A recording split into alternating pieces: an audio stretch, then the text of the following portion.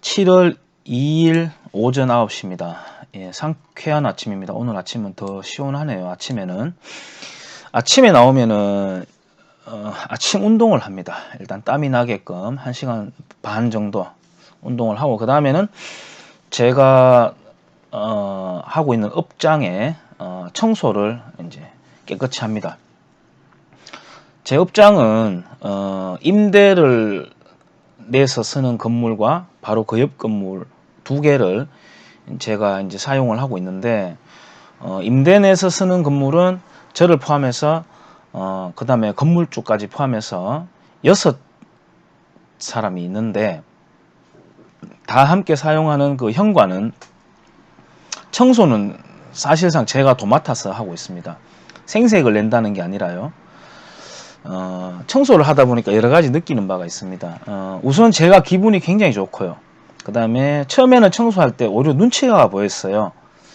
저 인간이 뭐 좀 잘 보이려고 저러나, 왜 청소를 하지, 이런 눈총이 올 것 같아 가지고 오히려 청소하는 사람이 눈치를 보게 되더라고요, 주변을.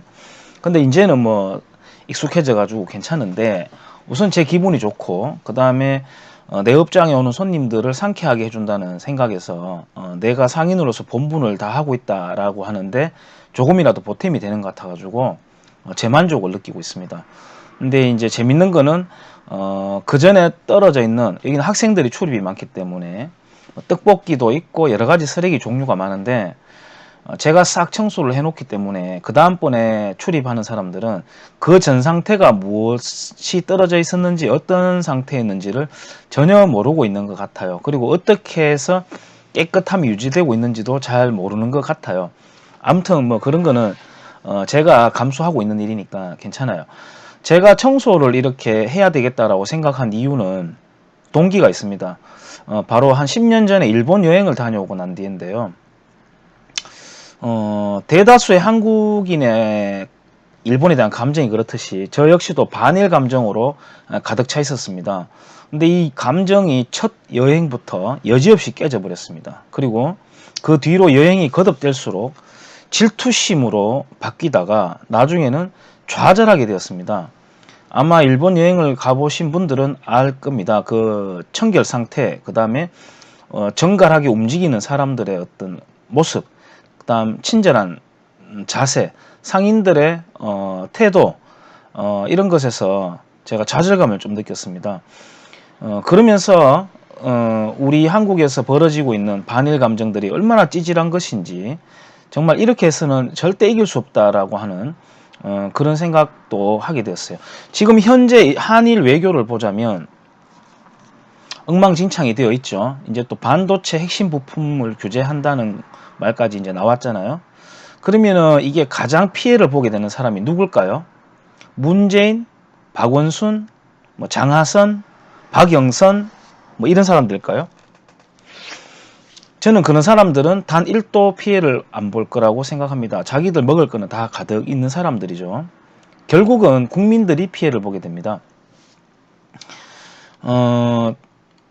제조업체를 운영하는 사람들 또는 거기에 종사하는 사람들한테 한번 물어보십시오. 또는 알고 계시는 분들 있을 겁니다. 보시는 분 중에. 제조업체 핵심 기계 또는 부품은 아직도 일본이나 독일에서 들여옵니다.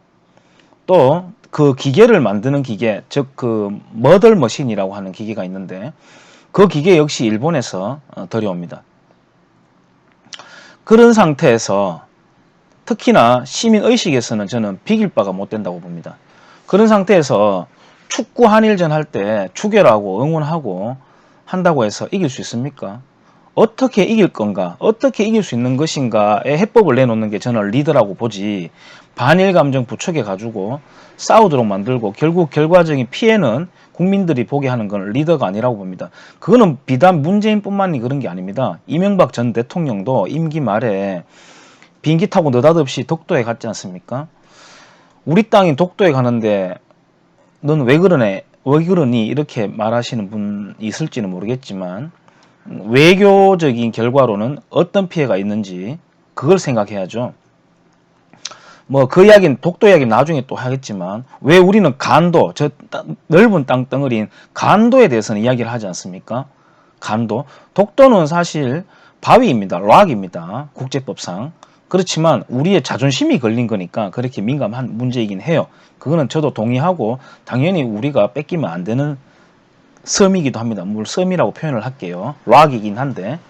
그렇지만 우리 간도에 대해서 이야기할 때가 안 됐습니까? 간도. 그 이야기는 이제 다음번에 하기로 하고 제쳐놓고요.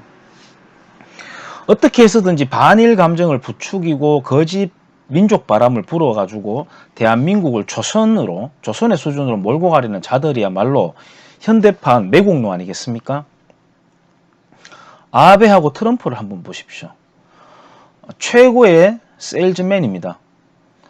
특히 얼마 전에 트럼프가 그 한국의 기업인들을 다 불러놓고 미국에 투자하라고 했는데, 만약에 한국 같았으면은 정경유착이라고나 하거나 권력 남용이라고 떠들어댔을 겁니다.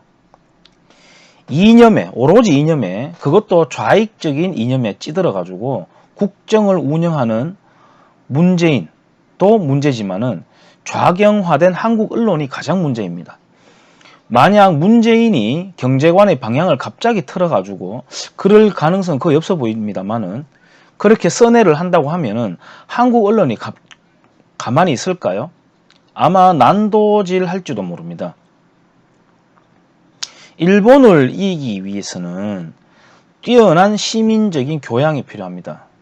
그것은 들뜬 집단 행동이 아닌 차분한 개인의 각성, 그 다음에 법치의 준수, 지식의 탐구, 실질적인 생산, 글로벌화된 통상 개념 등이 아니겠습니까? 특히 그 중에서도 상업을 바라보는 풍토가 바뀌어야 한다고 생각합니다.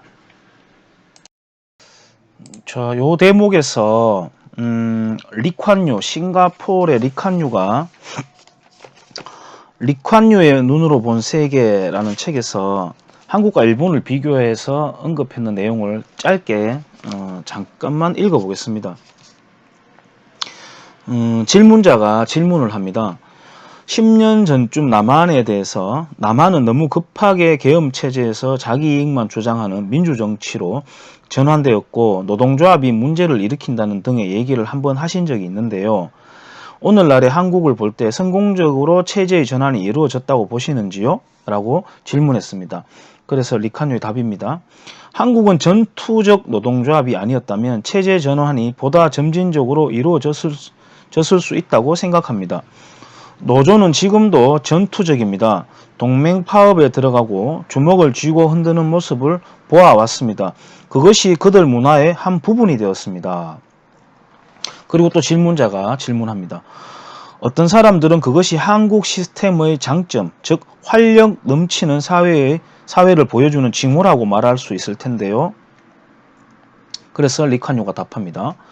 일본 사람들은 매우 강하지만 노동조합은 완장을 차는 것 외에는 동맹 파업은 하지 않습니다.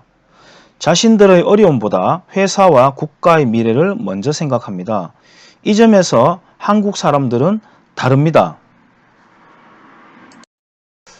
젊은 시절부터 싱가포르를 변화시키기 위해 가지고 맨 처음에 했는 게 거리를 깨끗하게 청소한다고 하고 스스로 빗자루질을 하면서 거리로 나갔던 리콴유를 보면서 이 국가의 규모에 있어서는 그보다 훨씬 큰 한국을 변화시켰던 박정희 대통령은 역시나 위대하다라는 생각을 다시 한번 하게 되고요. 아침에 빗질을 하면서 리콴유를 떠올리고 또 박정희 대통령까지 떠올리면서 이야기를 한번 해봤습니다.